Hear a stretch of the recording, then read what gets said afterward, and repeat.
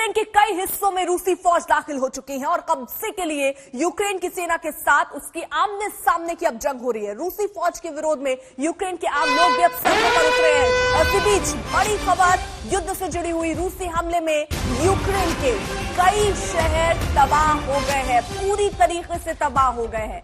कई ऐसे शहर हैं जहां पर हमले रूस की तरफ से तेज हुए। अब सब तरफ तबाही के निशान ही नजर आ रहे हैं। राजधानी कीव पर रूसी सेना ने मिसाइलें दागी हैं और ये हर रोज हमले तेज करता हुआ रूस कीव पर नजर आ रहा है। तो ये तस्वीरें भी हम आपको साथ ही साथ दिखा रहे हैं। रूस यूक्रेन जंग में अब चेचन लड़ाके जो है वो भी कूदे हैं। हालांकि रूस की स्ट्रैटेजी यही थी कि इन्हें सामने रखकर जल्द से जल्द मजबूर किया जाए यूक्रेन के सैनिकों को अपने हथियार डालने के लिए।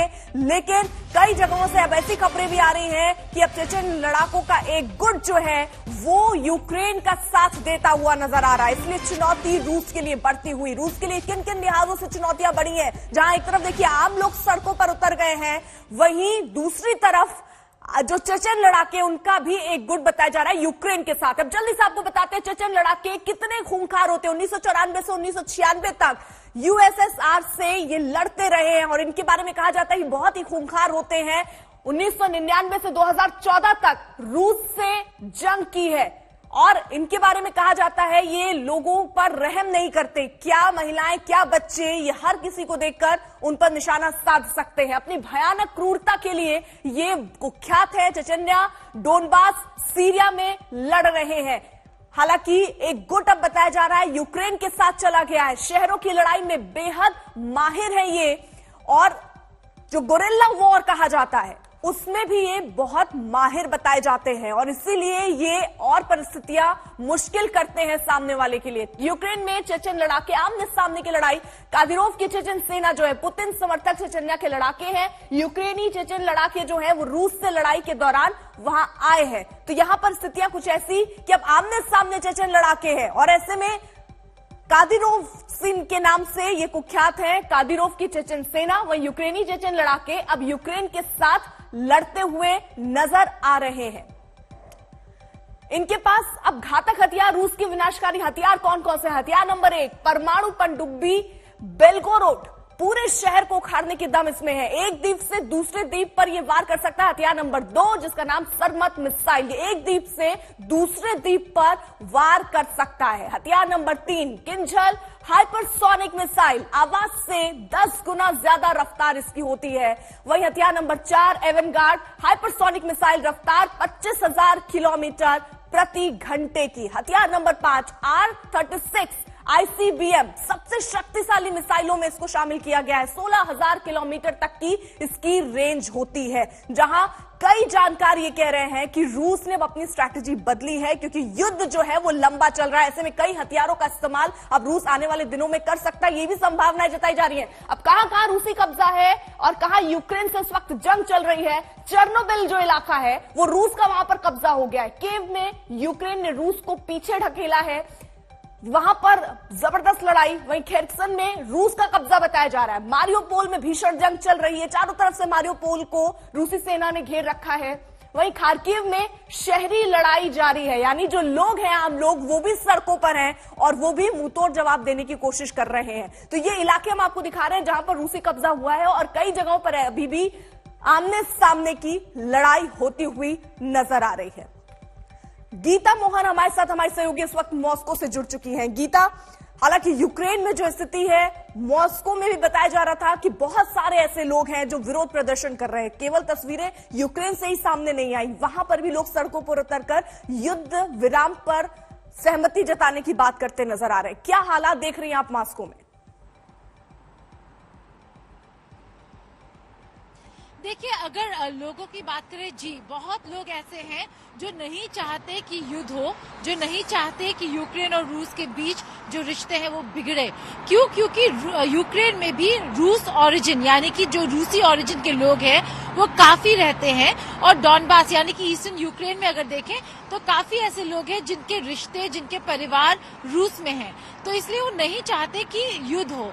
लेकिन अगर आप मॉस्को का हाल पूछ रहे हैं तो हम मॉस्को में जब एयरपोर्ट से होटल तक पहुंच रहे थे तब भी लाइफ अगर अभी आप देखें नॉर्मल है, लोग ऑफिस जा रहे हैं, ऐसा लगता नहीं है अगर आप मॉस्को में खड़े हैं कि ये देश किसी और देश के साथ युद्ध कर रहा है। लेकिन ये माइक्रो लेवल की बात है कि लोग अपना नॉर्मल लाइफ नहीं बंद कर रहे हैं, ऑफिस जा रहे हैं, गाड़ियां रास्तों में वैसे ही चल रही हैं।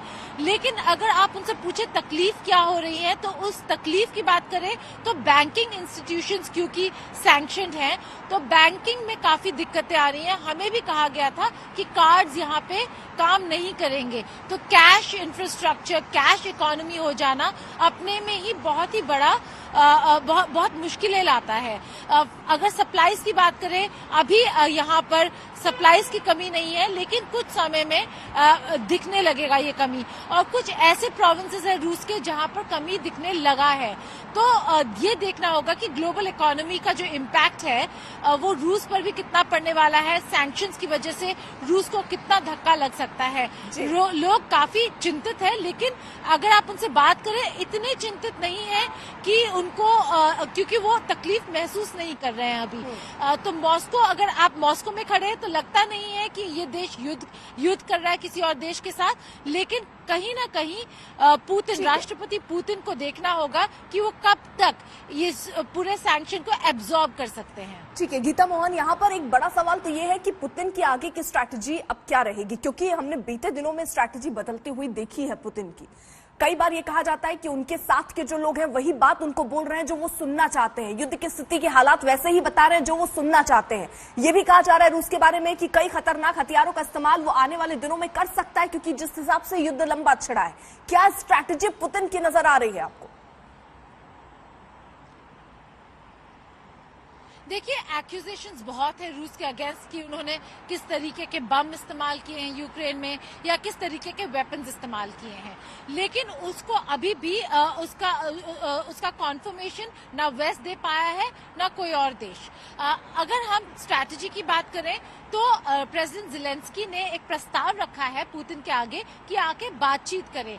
पुतिन तब बातचीत करने के लिए आएंगे जब उन्हें ये लगेगा कि निगोशिएशंस एक ऐसे लेवल पे पहुंच गई है जहां पर जो निगोशिएशन है, जो क्लॉज है, वो दोनों साइड अग्री करने वाले हैं। यानी कि एक ऐसी मुलाकात जहां पे जीत नजर आए, हार नहीं।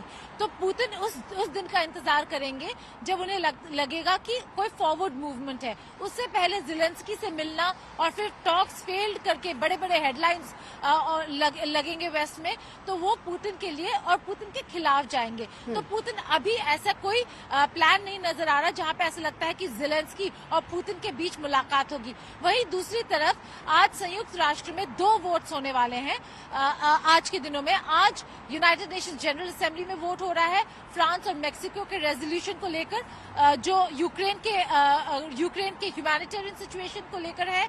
दूसरा प्रस्ताव रूस ने खुद रखा है यूनाइटेड नेशन सिक्योरिटी काउंसिल में, जो बहुत ही इंपॉर्टेंट फोरम है, और वो कहते हैं कि यूक्रेन में डॉनबास इलाके में जो ह्यूमन राइट्स वायलेशंस हो रहे हैं उसकी बात क्यों नहीं करता वेस्ट। तो रूस के अपने स्ट्रैटेजीज हैं। रूस दिखाना चाह रहा है कि डॉनबास रीजन में जो ह्यूमैनिटेरियन सिचुएशन है उस पर भी किसी को इम्पोर्टेंस देना चाहिए और फोकस रखना चाहिए। और इस बीच देखना ये होगा कि क्या पुतिन यूक्रेन और रूस के बीच में जो निगोशिएशंस हो रहे हैं उसको सुनते हुए आगे बढ़ेंगे और क्या कोई सीज फायर होगा या नहीं। बिल्कुल, बहुत बहुत शुक्रिया गीता, आपने तमाम जानकारी हम तक पहुंचाई। लेकिन इन सब के बीच यही सवाल बना हुआ है, क्योंकि ज़ेलेंस्की बार बार कह रहे हैं कि चलिए बातचीत के टेबल पर आ जाते हैं, बात कर लेते हैं पुतिन से, लेकिन अभी फिलहाल ऐसे आसार नजर आते हुए दिख नहीं रहे हैं। हालांकि बातचीत के टेबल पर दोनों देश जरूर आए हैं, लेकिन समाधान की दिशा में भी आगे बढ़ते हुए नजर नहीं आए।